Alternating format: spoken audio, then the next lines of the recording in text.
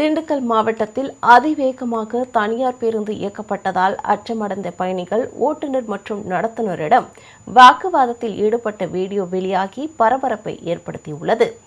வத்லகுண்டுவில் இருந்து உஸ்லம்பட்டி வழித்தடத்தில் இயக்கப்படும் தனியார் பேருந்துகள் சாலைகளில் அதிவேகமாக செல்வதாக குற்றச்சாட்டு எழுந்துள்ளது. இதன் காரணமாக அப்பகுதிகளில் அதிக விபத்துகள் ஏற்படுவதாகவும் கூறப்படுகிறது.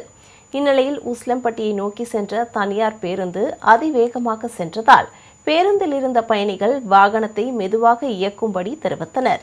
இதனை அலட்சியமாக எடுத்துக்கொண்ட பேருந்து ஓட்டுநர் வேகம் குறைக்காமல் இயக்கி வந்துள்ளார். இதனால் அச்சமடைந்த பயணிகள் பேருந்து நடத்துனர் மற்றும் ஓட்டுநரிடம் வாக்குவாதத்தில் ஈடுபட்டனர்.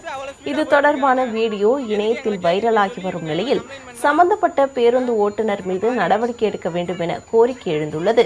மேலும் இந்த வழித்தடத்தில் இயக்கப்படும் பேருந்துகளை ஆய்வு செய்து வேகம் கட்டுப்படுத்தும் கருவியை பொருத்தி பயணிகளின் பாதுகாப்பை உறுதி செய்ய வேண்டும் என வலியுறுத்தியுள்ளனர். என்ன சொல்லுங்க.